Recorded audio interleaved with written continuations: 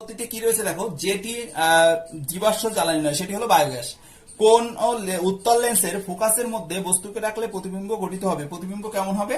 প্রতিবিম্ব হবে দেখো যে অসৎ এবং সমশিষ্য। যে যৌগটি আয়নীয় নয় সেটি হলো CH4। এরপর দেখো রয়েছে গ্যাস ধ্রুবকের এসআই এককটি উল্লেখ করো। গ্যাস ধ্রুবকের এসআই এককের নাম হচ্ছে জুল পার মোল পার কেলভিন। পর্যায় সারণীতে প্রত্যেক পর্যায়ে মৌলটির পারমাণবিক ব্যাসার্ধের মান সর্বাধিক কত হয়? তো এটা আমরা দেখো কিভাবে করব।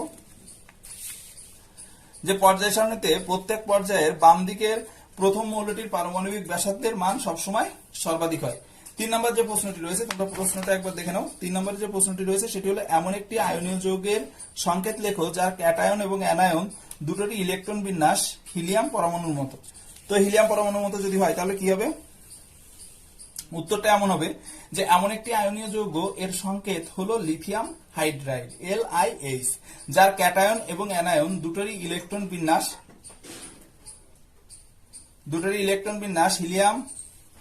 হিলিয়ামের পরমাণুর মতো হবে। হিলিয়ামের পর নাই, পরটা কেটে দেবে। তারপর দেখো 3 দাগ রয়েছে। 3 দাগে কি রয়েছে দেখো, 3 দাগ এমন একটি আয়নীয় যৌগের সংকেত লেখো যার ক্যাটায়ন এবং অ্যানায়ন দুটোরই ইলেকট্রন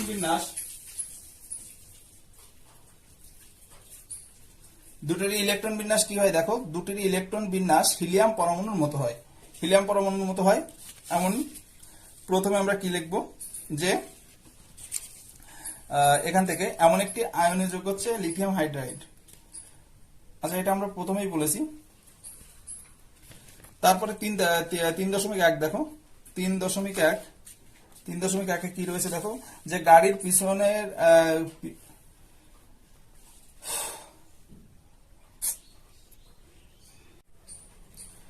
এরপরে কি রয়েছে দেখো, যে যৌগটি আয়নীয় নয় তা সেটি হলো CH4 অর্থাৎ মিথেন। এরপর দেখো 2 দাগে প্রথম যে প্রশ্নটি রয়েছে, গ্যাস ধ্রুবকের আর এর এসআই এককটি উল্লেখ করো। এসআই মানে হচ্ছে সিস্টেম অফ ইন্টারন্যাশনাল ইউনিটস। তো গ্যাস ধ্রুবকের এসআই এককটি কি? গ্যাস ধ্রুবকের এসআই এককটি হলো জুল পার মোল পার কেলভিন।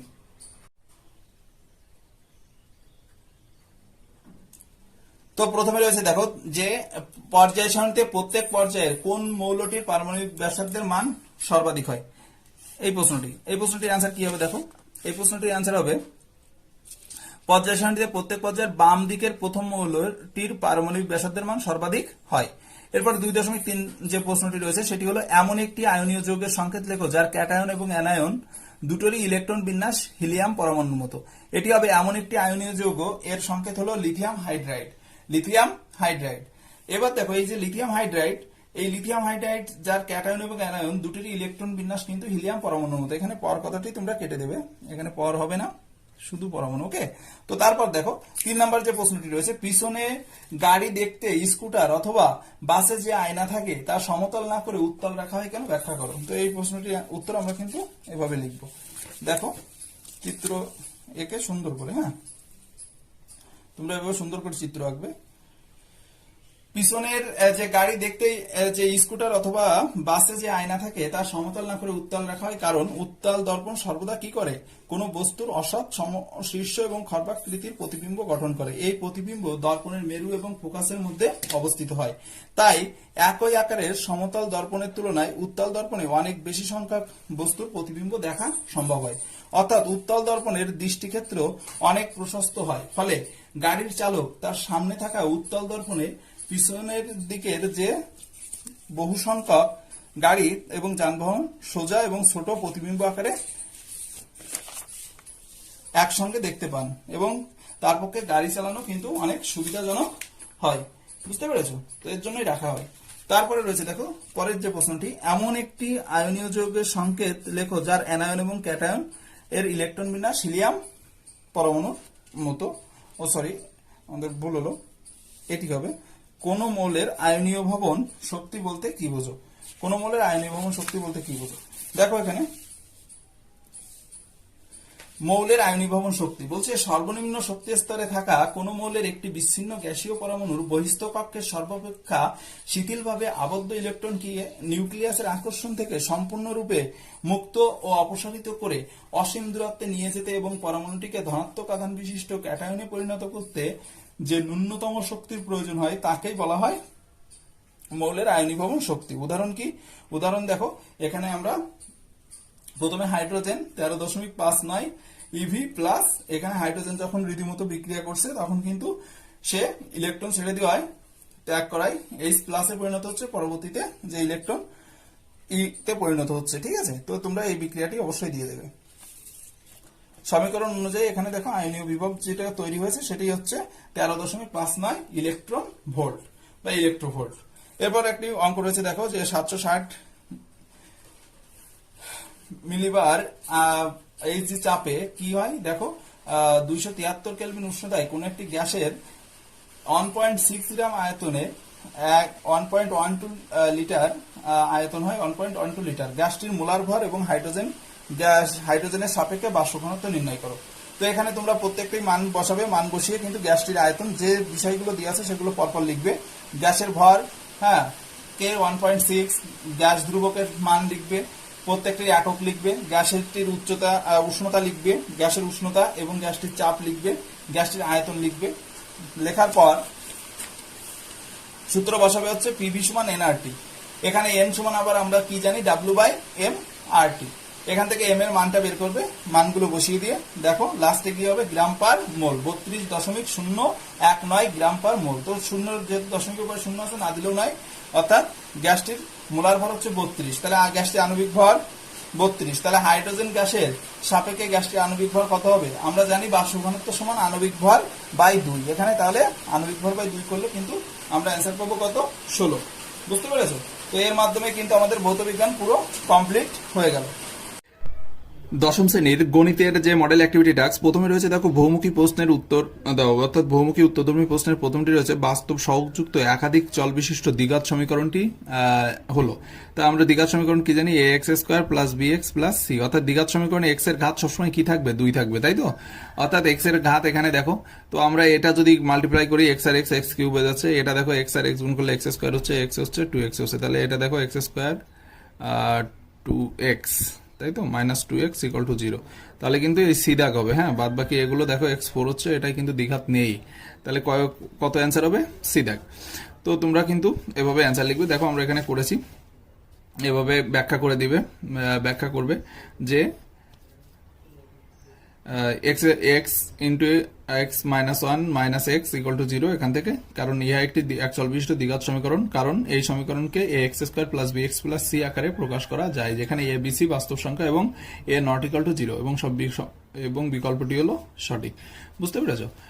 তো এরপরের যে প্রশ্নটি রয়েছে সেটি দেখো, দ্বিতীয় 2 নম্বর যে প্রশ্ন রয়েছে সেই 2 নম্বর প্রশ্নটি একটু দেখো।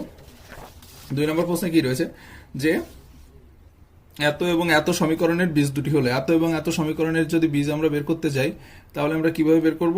দেখো প্রথমে এটা আর এটা গুণ করে দাও। প্রথমে এর প্রথমটুকু দিয়ে পুরো অংশটা গুণ করবে, -2 দিয়ে এটাকে গুণ করবে। তো আমরা প্রথমে গুণ করলাম, আমরা জানি গুণ না করেও আমরা যদি এভাবে করি যে দুটি রাশির গুণফল শূন্য হলে তারা পৃথকভাবে শূন্য হয়, এভাবে আমরা করতে পারি যে দুটি রাশির যদি গুণফল শূন্য হয় তবে তারা পৃথকভাবে শূন্য হবে। তাহলে প্রত্যেকটা আলাদা আলাদাভাবে শূন্য লেখো। তাহলে x এর মান কত পাচ্ছি, একটা পাচ্ছি 2 আর 2 কাট করলে 1, আর একটি পাচ্ছি -3। তাহলে সমীকরণের বীজ দুটি হলো কি কি, একটা হচ্ছে 1 আর একটি হলো -3। তো তোমরা কিন্তু ঠিক এভাবেই এটিকে লিখে দেবে, হ্যাঁ।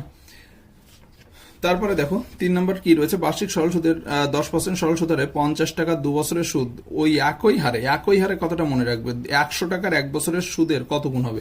তাহলে আমরা আগে কি করব, আমরা এখানে লিখব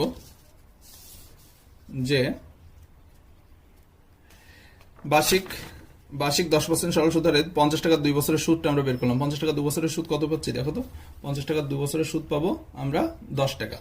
বার্ষিক 10% সরল সুদের হারে 50 টাকা 2 বছরের সুদ হচ্ছে 10 টাকা। ঠিক আছে, আরেকটি কি যে আবার যদি আমরা 10% সরল সুদ হারে একই যেহেতু বলেছে 100 টাকার 1 বছরের সুদ কত, 100 টাকার 1 বছরের সুদটা আমরা বের করব, কারণ এখানে আমাদের কিন্তু এই প্রশ্নেই রয়েছে যে 100 টাকার 1 বছরের সুদের কত হবে সেটা আমরা বের করবো। তাহলে 100 টাকার 1 বছরের সুদ আমরা এখানে মান বসালাম। আমরা জানি যে সূত্র কি, মোট সুদ সমান আসল গুণ সময় গুণ সুদের হার বাই 100। তাহলে আসল গুণ সময় গুণ সুদের হার বাই 100। তাহলে এখান থেকে আমরা কি পেলাম, দেখো পাচ্ছি এটাও 10 এটাও 10, তাহলে দুটোই সমান, অর্থাৎ কোন বিকল্পটি, ডি বিকল্পটি সঠিক। অর্থাৎ তোমাদের কিন্তু এখানে অ্যান্সার হবে ডি বিকল্প, অর্থাৎ সমান। ডি বিকল্পটি কি আছে, সমান। এরপরে রয়েছে দেখো, ও কেন্দ্রীয় বৃত্তের পি কিউ এবং আর এস সমান দৈর্ঘ্যের যা ও বিন্দু থেকে এর দূরত্ব যদি 8 সেন্টিমিটার হয়, তাহলে আর এস যা দূরত্ব কত হবে। এবার আমরা এটা একদম সহজ, তোমরা একবার দেখিয়ে দিলেই পারবে। আমরা জানি যে সমান দৈর্ঘ্যের যা বৃত্তের কেন্দ্র থেকে সমুদ্রবর্তী, অর্থাৎ ও বিন্দু থেকে আর এস যা দূরত্ব কত হবে। দেখো এখান থেকে এই ও বিন্দু, মনে করো এটা হচ্ছে ও কেন্দ্র থেকে যদি এই আর এস পিকিউ এর দূরত্ব 8 সেন্টিমিটার হয়, তাহলে আর এস এর দূরত্ব কত হবে। তাহলে সমুদ্রবর্তী যেহেতু, তাহলে এটাও কত সেন্টিমিটার হবে, 8 সেন্টিমিটার। অর্থাৎ কি বিকল্পটি সঠিক, এ বিকল্পটি সঠিক। তো এর মাধ্যমে দেখো আমাদের এক দাগ কমপ্লিট হলো। এক দাগের পর এবার আমরা চলে আসবো দুই দাগে। দুই দাগে কি রয়েছে দেখো একটু, দুই দাগটা তোমরা দুই দাগের প্রথম প্রশ্নটা একবার দেখে নাও, যে একটি ঘনকের প্রতিটি ধারের দৈর্ঘ্য অর্ধেক করা হলো, ঘনকটির আয়তন প্রথম ঘনকের আয়তনের কত অংশ হবে, 1/8 অংশ হবে। অর্থাৎ এটা সত্য না মিথ্যা, 1/8 অংশ হবে কিনা সেটা আমাদের বের করতে হবে। তাহলে আমরা প্রথমে কি করব, আমরা অবশ্যই ঘনকের একটি ধারের দৈর্ঘ্য ধরে নেব, যে এভাবে লিখবে যে ঘনকের একটি ধারের দৈর্ঘ্য হচ্ছে এ, ঘনকের একটি ধারের দৈর্ঘ্য এ একক, ঘনকের একটি ধারের দৈর্ঘ্য একক। তাহলে ঘনকের আয়তন হচ্ছে এ তা টু দি পাওয়ার কিউব, তাই তো, এ পাওয়ার কিউব করো ঘন একক।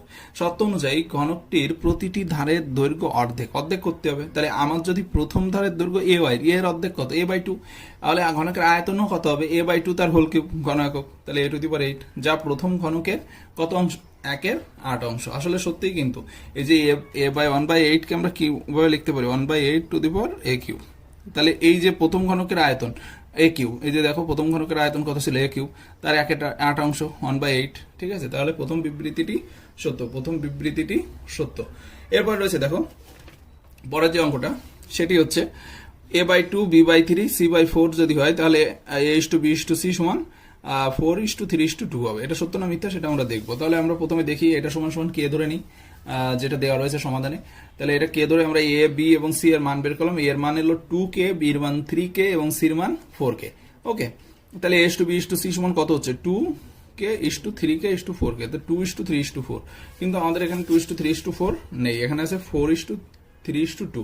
তো তার জন্য আমরা কিন্তু এইটা হবে মিথ্যা, ঠিক আছে, এটা মিথ্যা, অর্থাৎ বিবৃতিটি হবে মিথ্যা।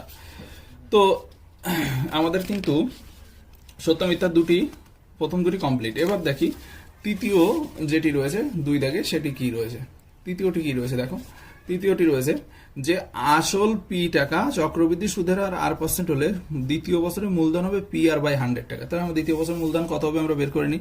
আমরা তো সূত্র জানি, সমূল চক্রবৃদ্ধির সূত্র জানি যে P×1 + r/100 to the power n। তো n এর জায়গায় দেখো বার্ষিক যেহেতু, তাহলে হবে এখানে দেওয়া রয়েছে যে বার্ষিক চক্রবৃদ্ধি, ভালো করে বোঝো, বার্ষিক মানে হচ্ছে 1, বার্ষিক মানে কত 1, তাহলে n এর মান কত হবে 1, P×1 + r/100 to the power n। তাহলে এখান থেকে আমরা দেখো পাচ্ছি P + PR/100, P দিয়ে মাল্টিপ্লাই করে গুণ করে, P দিয়ে 100 গুণ করলে P দিয়ে 100 গুণ করলে PR/100। এবার এক বছরের চক্রবৃদ্ধি সুদ কত হচ্ছে, আসলে P + 1/r/100। তাহলে এখানে কিন্তু দেওয়া আছে শুধু PR/100, তার P টা দেওয়া নেই। P + PR/100 থাকলে সত্যি হতো, কিন্তু এটা হয়ে যাচ্ছে মিথ্যা, তাই বিবৃতিটি অবশ্যই মিথ্যা হবে। এরপর রয়েছে দেখো 4 দাগ। 4 দাগে কি বলছে দেখো, 4 দাগে বলছে যে ও কেন্দ্র বিশিষ্ট বৃত্তে এ বি একটি ব্যাস, বৃত্তের ভেতরে ও কিউ একটি বিন্দু এবং এ বি কিউ সর্বদা কি হবে, সূক্ষ্মকোণ হবে। এ বি কিউ সর্বদা কত হবে, কি হবে, সূক্ষ্মকোণ। তাহলে সূক্ষ্মকোণ হয় কিনা আমরা একটু দেখে নিই। এই যে এখানে দেখে নাও এ কিউ বি, এই কোণটা সূক্ষ্মকোণ। সূক্ষ্মকোণ হচ্ছে সবসময় 90 ডিগ্রি থেকে ছোট হয়। তাহলে আমরা এখানে দেখি পি, দেখো একটা হচ্ছে কেন্দ্রস্থ, এখানে আছে অর্ধবৃত্তস্থ কোণ। অর্ধবৃত্তস্থ কোণ কোনটি বলতো, এ পি বি, যেটি চাপকে স্পর্শ করে আছে। এপিবি হচ্ছে অর্ধবৃত্তস্থ কোণ। তাহলে এপিবি কোণ হচ্ছে 90 ডিগ্রি। এবি কোণের মান কত ডিগ্রি দেওয়া রয়েছে দেখো এখানে 90 ডিগ্রি। এপিবি কোণ অর্ধবৃত্তস্থ কোণ আমরা জানি 90 ডিগ্রি। তাহলে এবার দেখো কিউ বিন্দুটি বৃত্তের কোথায় অবস্থিত, ভিতরে অবস্থিত। তাহলে কি হবে, এ কিউ বি সর্বদা স্থূল কোণ হবে, অর্থাৎ বিবৃতিটি মিথ্যা। কারণ ভিতরে অবস্থিত হওয়ার কারণে ওটা অবশ্যই 90 ডিগ্রি হলে তার থেকে বড় হবে। তো এখানে এই কারণেই কিন্তু বিবৃতিটি কি হবে, মিথ্যা হবে। তো তোমরা এখানে আমাদের কিন্তু সত্য মিথ্যা সব কমপ্লিট হয়ে গেল। এবার রয়েছে সংক্ষিপ্ত উত্তরধর্মী প্রশ্ন, SA, অর্থাৎ শর্ট অ্যান্সার দিতে হবে এগুলোর। দেখো, একটি লম্ববৃত্তকার চোঙের আয়তন ও বক্রতলের ক্ষেত্রফল, ভালো করে বোঝো, সমান হলে আয়তন আর বক্রতলের ক্ষেত্রফল সমান, সমান কথাটা নিচে মাথায় রেখো, নিচে দাগ দিয়ে রাখো, ব্যাসার্ধ নির্ণয় করতে হবে। ঠিক আছে, তাহলে দেখো প্রথমে আমরা কিভাবে করব। প্রথমে আমরা ধরি যে লম্ববৃত্তাকার চোঙটির ব্যাসার্ধ হচ্ছে আর একক আর উচ্চতা হচ্ছে এইচ একক। যেহেতু রেডিয়াস মানে ব্যাসার্ধ এবং হাইট মানে উচ্চতা, তাহলে এখানে বক্রতলের ক্ষেত্রফল আর আয়তন সমান ছিল। তাহলে আমরা কি লিখবো, যে চোঙের আয়তন আমরা জানি পাই আর স্কয়ার এইচ, আর বক্রতলের ক্ষেত্রফল জানি 2 পাই আর এইচ। দুটোর থেকে দেখো এই আর দুটো আছে, একটা আর কে ভেঙে সামনে নিয়ে আসলাম, পাই আর এইচ, এটা কিন্তু কোনো কিছু না, পাই আর এইচ, এ পাশেও পাই আর এইচ, উভয় পক্ষে দুটো গেল। তাহলে আই সমান আর সমান সমান কি পেলাম, 2 একক, অর্থাৎ চোঙের ব্যাসার্ধ হচ্ছে 2 একক। বুঝতে পেরেছো, চোঙের ব্যাসার্ধ নির্ণয় করতে বলছিল, আমাদের বেরিয়ে গেছে। তারপরে রয়েছে দেখো মিশ্র দ্বিঘাতকরণী, এর অনুবন্ধীকরণী হলো এত। এবার অনুবন্ধীকরণী বলছে যে দেখাও যে মিশ্র দ্বিঘাতকরণী 7 - √2 এর অনুবন্ধীকরণী হলো 7 + √2। তো 7 + √2 আমরা জানি কি অনুবন্ধীকরণী কাকে বলে, যে দুটি করণীর যোগফল এবং গুণফল উভয় যদি মূলদ সংখ্যা হয় তবে তাকে আমরা কি বলবো, অনুবন্ধীকরণী বলবো। তাহলে দেখি আমরা এর প্রথম যে করণী দুটো দিয়ে আছে তার যোগফল করে দেখি। তো দেখো এইটা যোগ এইটা করলে √2 আর √2 কেটে যায় 14, 14 একটি মূলদ সংখ্যা। তাহলে প্রথম শর্ত পূরণ হয়েছে, যোগফল হয়েছে, তাদের করণীর যোগফল মূলদ সংখ্যা হয়েছে। এবার দেখি দ্বিতীয় শর্ত পূরণ হয় কিনা। দেখো দ্বিতীয় শর্ত কি ছিল, যে 7 - √2 প্লাস ও 7 + √2 এর গুণফল, গুণফল করলে এটা a - b × a + b, এটা কিন্তু সূত্র হয়েছে a² - b², তাহলে এটা 47 একটি মূলদ সংখ্যা। তাহলে আমরা বলতে পারি 7 - √2 এর অনুবন্ধীকরণ হলো 7 + √2। ওকে, তারপরে বলছে দেখো লাস্ট অ্যান্ড ফাইনাল যে প্রশ্নটি রয়েছে তোমাদের, খুব সহজ করেছে এবার ম্যাথের টাস্কগুলো। বৃত্তস্থ চতুর্ভুজের বিপরীত কোণগুলি পরস্পর সম্পূরক। তো তোমরা কিভাবে লিখবে, বৃত্তস্থ কোণগুলি বিপরীত কোণগুলি পরস্পর সম্পূরক, চলো আমরা একটু দেখে নিই। এই যে সাধারণ নির্বাচন লিখবে, প্রথমে লিখে চিত্রটা আঁকবে। হ্যাঁ, চিত্রটা এঁকে বিশেষ নির্বাচনে কি লিখবে, যে ও কেন্দ্রীয় বৃত্তে ABCD একটি বৃত্তস্থ চতুর্ভুজ। লিখলে তো, এই লেখার পর এখান থেকে দেখো প্রমাণ করতে হবে, যে কি প্রমাণ করতে হবে, প্রমাণ করতে হবে এখানে ভালো করে দেখো যে ABC কোণ, ABC এবং ABC + ADC দুই সমকোণ। দেখো এই যে ABC কোণ আর এই ADC কোণ, এই উপরেরটা এবং এইটা, এই দুটো যোগফল দুই সমকোণ, অথবা BAD এই কোণ এবং BCD এই দুই কোণের যোগফল হচ্ছে দুই সমকোণ। তাও আমরা কি করলাম, এখন ও বিন্দু থেকে OA আর OC যোগ করলাম, এই যে OA OC যোগ করলাম। এবার দেখো তাহলে একটা বৃত্তচাপ তৈরি হয়েছে ADC, বৃত্তচাপের দ্বারা গঠিত কেন্দ্রস্থ প্রবৃদ্ধ কোণ, কেন্দ্রস্থ প্রবৃদ্ধ কোণ কোনটি দেখো, কেন্দ্রস্থ প্রবৃদ্ধ কোণ হচ্ছে AOC কোণ, AOC কোণ, এই যে পুরো AOC কোণ, এই কোণটা কিন্তু অনেকটা বড়, দেখেছো, বৃত্তের কেন্দ্রে তো 360 ডিগ্রি কোণ উৎপন্ন হয়, তা দেখো এই পাশ দিয়ে পুরো জুড়ে এই কোণটা হচ্ছে অনেকটাই বড়, তার জন্য এটি প্রবৃদ্ধ কোণ। ওকে, তাহলে প্রবৃদ্ধ কোণ হলে কি হবে, যে আর বৃত্তস্থ কোণ কোনটি, ABC কোণ, ABC কোণ, এটা বৃত্তস্থ, এটা প্রবৃদ্ধ। তাহলে কি হচ্ছে দেখো, যে AOC কোণ আমরা জানি যে বৃত্তস্থ কোণ কেন্দ্রস্থ কোণের অর্ধেক, হ্যাঁ, বা কেন্দ্রস্থ কোণ বৃত্তস্থ কোণের দ্বিগুণ। তাহলে সেই সূত্র অনুযায়ী আমরা এখানে লিখতে পারি যে AOC কোণ সমান 2ABC কোণ। তাহলে এই পাশে ABC কোণটাকে নিয়ে আসলে দেখো এখান থেকে আমরা কি লিখতে পারি, ABC কোণ এপাশে চলে আসলে আর প্রবৃদ্ধ কোণ ওপাশে চলে গেলে এই 2টা এপাশে গিয়ে হাফ হয়ে যায়, তাহলে হাফ ইন্টু প্রবৃদ্ধ কোণ AOC কোণ। একইভাবে আমরা কি লিখতে পারি, যে ABC বৃত্তচাপের দ্বারা গঠিত কেন্দ্রস্থ কোণ AOC এবং বৃত্তস্থ কোণ ADC। তাহলে এখান থেকে আমরা কি পাই, AOC সমান 2 × ADC, অর্থাৎ ADC সমান কি লিখতে পারি আমরা, হাফ AOC কোণ। 1 নং সমীকরণ আর 2 নং সমীকরণ দেবে, দিয়ে তারপর কি করবে, এই দুটি যোগ করে দিলেই কিন্তু আমাদের যে প্রমাণ সেটি চলে আসবে। প্রবৃদ্ধ কোণ AOC আর AOC কোণ এই দুটি যোগ করলে হচ্ছে 4 সমকোণ, 2 দিয়ে যদি কাটাকাটি করি তাহলে 2 সমকোণ। অন্যভাবে আমরা কিভাবে দেখাতে পারি, BO এবং DO যদি যোগ করতাম তাহলে প্রমাণ করতাম BAD কোণ প্লাস BCD কোণ সমান 2 সমকোণ। একটা প্রমাণ করলেই তোমাদের হয়ে যাবে। তো এটাই ছিল তোমাদের সবচেয়ে সহজ সরল এবং সাবলীল ম্যাথের সমস্ত গাণিতিক সমস্যার সঠিক সমাধান। সবাই ভালো থাকো, এবং পরবর্তীতে আমরা যেটি নিয়ে আলোচনা করব সেটি হচ্ছে দেখো জীবন বিজ্ঞান এবং ভূগোল। জীবন বিজ্ঞান, এবার আসি জীবন বিজ্ঞানের নতুন যে মডেল অ্যাক্টিভিটি টাস্ক দিয়েছে সেগুলির সমাধান নিয়ে। তো প্রথমে রয়েছে দেখো যে উদ্ভিদের পর্বমধ্যের দৈর্ঘ্য বৃদ্ধি ঘটায় যে হরমোন সেটি হলো জিবরেলিন। তোমরা সবাই জিবরেলিন নিচে আন্ডারলাইন করে নাও। এবার রয়েছে দেখো নিচের বক্তব্যগুলি থেকে মায়োপিয়ার সঙ্গে সম্পর্কিত সমস্যাটা কি? চোখের লেন্সের স্থিতি স্থাপকতা নষ্ট হয়ে যাওয়া, বস্তুর প্রতিবিম্ব রেটিনার সামনে গঠিত হওয়া, চোখের লেন্সের স্বচ্ছতা নষ্ট হয়ে যাওয়া, না বস্তুর প্রতিবিম্ব রেটিনার পেছনে গঠিত হওয়া? বস্তুর প্রতিবিম্ব রেটিনার সামনে গঠিত হওয়া। এরপর রয়েছে নিচের কোন জোড়াটি সঠিক তা স্থির করো। এসটিএইচ সমান হচ্ছে থাইরয়েড গ্রন্থির নিয়ন্ত্রণ বৃদ্ধি নিয়ন্ত্রণ করা। এসটিএস মানে তো তোমরা সবাই জানো যে সোমাটোট্রফিক হরমোন। এডিএস হচ্ছে অ্যাড্রিনালিন ডাইউরেটিক হরমোন। তাহলে দেখো এখানে কিন্তু ঘদাগ অ্যান্সার আসবে যে বৃক্কনালিকা জলের পুনঃশোষণ ঘটায়। এটি হলো এই জোড়াটাই কিন্তু সঠিক। হ্যাঁ, নিচের কোন জোড়াটি সঠিক সেটি স্থির করতে বলেছে, এগুলো কিন্তু একটাও সঠিক নয়। তাহলে কোনটা সঠিক? এডিএসটা সঠিক। এরপর রয়েছে ডাবের জলে কি হরমোন থাকে? আমরা প্রশ্নগুলো লিখে এভাবে কমপ্লিট করব। এডিএইচ দেখো বৃক্কনালীর শোষণ ঘটায়। এবার হচ্ছে ডাবের জলে কি হরমোন থাকে? ডাবের জলে সাইটোকাইনিন হরমোন থাকে। এবং পায়রার ডানায় 23 জোড়া রেমিজেস নামক পালক থাকে। কয় জোড়া থাকে? 23 জোড়া। তো পায়রার জোড়ায় 23 জোড়া রেমিজেস নামক পালক থাকে। এবার রয়েছে দেখো পরের যে প্রশ্নটি সেটি হচ্ছে 2টি বা 3টি বাক্য উত্তর দাও। নিম্নলিখিত বৈশিষ্ট্যের উপর ভিত্তি করে অন্তঃক্ষরা ও বহিঃক্ষরা গ্রন্থির পার্থক্য নিরূপণ করো। নালীর উপস্থিতি এবং অনুপস্থিতি, খরিত পদার্থ এর উপর ভিত্তি করে। তাহলে আমরা চলে যাই পরের প্রশ্ন। দেখো আমাদের যে থাইরক্সিন রয়েছে, আরেকটি প্রশ্ন ছিল 2.3-এ আরএনএতে থাইমিনের পরিবর্তে ইউরিয়াসিল থাকে। এটা তো তোমরা একটু আগেই বলছি যে কি থাকে, আরএনএতে থাইমিনের পরিবর্তে ইউরাসিল থাকে। একটা শূন্যস্থান ওখানে ছিল। পরের যে প্রশ্নটি রয়েছে সেটি হলো নিম্নলিখিত বৈশিষ্ট্যের উপর ভিত্তি করে অন্তঃক্ষরা ও বহিঃক্ষরা গ্রন্থি যে পার্থক্য সেটি আমরা নিরূপণ করব। অন্তঃক্ষরা এবং বহিঃক্ষরা গ্রন্থির। তো দেখো এখানে প্রথম রয়েছে অন্তঃক্ষরা গ্রন্থি। অন্তঃক্ষরা গ্রন্থির যে এখানে রয়েছে বিষয় কি দিয়েছে? নালীর উপস্থিতি এবং অনুপস্থিতি। তো অন্তঃক্ষরা গ্রন্থিতে নালী অনুপস্থিত আর বহিঃক্ষরা গ্রন্থিতে নালী কিন্তু উপস্থিত। খরিত পদার্থ কি রয়েছে দেখো, হরমোন খরিত হয়। আর এখানে বহিঃক্ষরা গ্রন্থিতে ঘাম, অশ্রু এবং লালা, উৎসর্ষক ইত্যাদি খরিত হয়। বুঝতে পেরেছ? তো এরপরে রয়েছে পরের যে প্রশ্নটি সেটি দেখো। পরের প্রশ্নটি রয়েছে মাইটোসিসের সবচেয়ে দীর্ঘস্থায়ী দশায় নিউক্লিয়াস কি কি পরিবর্তন ঘটায় তা লেখ। তো এটাই রয়েছে কি পরিবর্তন ঘটে তা বর্ণনা করতে হবে। তো আমরা বর্ণনা করলাম। দেখো প্রথমে আমরা লিখব, প্রথমে কি লিখবো দেখো, যে প্রোফেজ দশায় নিউক্লিয়াসের নিম্নরূপ পরিবর্তন ঘটে। এক হচ্ছে নিউক্লিয়াস জল বিয়োজন ঘটায় এবং এর ফলে ক্রোমাটিন জালিকা স্পষ্ট হয়। 2 কি রয়েছে, এই ক্রোমাটিন জালিকা কুণ্ডলীকৃত হয়ে ক্রমশ ছোট ও মোটা হয়ে নির্দিষ্ট সংখ্যক ক্রোমোজোম তৈরি করে। প্রতিটি ক্রোমোজোম লম্বভাবে বিভাজিত হয়ে 2টো ক্রোমাটিড গঠন করে যা সেন্ট্রোমিয়ার অঞ্চলে যুক্ত থাকে। আর তারপরে কি হয়, নিউক্লিয়াস ক্রমশ ছোট হতে থাকে এবং নিউক্লিয় পর্দা আস্তে আস্তে বিলুপ্ত হতে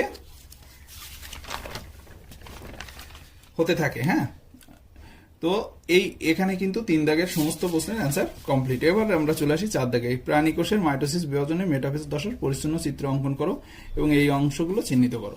তো আমরা দেখো প্রথমে প্রাণী কোষের মাইটোসিস কোষ বিভাজনে পরিচ্ছন্ন চিত্র অঙ্কন করে নিম্নলিখিত অংশগুলো চিহ্নিত করা হলো। এভাবে লিখে তোমরা যে অংশগুলো চিহ্নিত করতে বলা হয়েছে সেগুলো কিন্তু তোমরা লিখে নেবে। ওকে, কি কি অংশ? এক হচ্ছে ক্রোমাটিড, মেরু অংশ বা অঞ্চল, আর সেন্ট্রোমিয়ার আর বেমতন্তু। এরপরে কি করবে, সুন্দর করে চিত্রটা আঁকবে। প্রথমে সুন্দর করে একটা ওভাল টাইপের ডিমের মতো এঁকে নেবে। তারপর গিয়ে কিন্তু সেখান থেকে ক্রোমাটিড, এই যে ক্রোমাটিড, তারপর সেন্ট্রোমিয়ার, তারপর রয়েছে দেখো বেমতন্তু, তারপর রয়েছে মেরু অঞ্চল। সুন্দর করে চিত্রটা আঁকবে এবং আঁকার পর প্রাণী কোষের যে মেটাফেজ দশা সেটাকে দেখিয়ে দেবে। ঠিক আছে, তো এইটাই ছিল তোমাদের অ্যাক্টিভিটি টাস্ক। তো উত্তরগুলো ভালো লাগলে বন্ধুদের সাথে শেয়ার করো এবং পরবর্তী যে সাবজেক্ট রয়েছে সেটি নিয়ে আমরা একটু আলোচনা করি। লাস্ট অ্যান্ড ফাইনাল তোমাদের সমস্ত সাবজেক্টের অ্যান্সার কিন্তু এখন একটি ভিডিওর মধ্যে। অর্থাৎ তোমরা তোমাদের বন্ধুর সাথে অবশ্যই এটা শেয়ার করো, তাহলে তোমাদের খুঁজে অন্য যে ভিডিওগুলো এখনো পাবলিশড হয়নি সেগুলো দেখা লাগবে না। একই জায়গা থেকে কিন্তু তোমরা সব অ্যান্সারগুলো পেয়ে যাবে। তোমাদের কাছ থেকে শেয়ার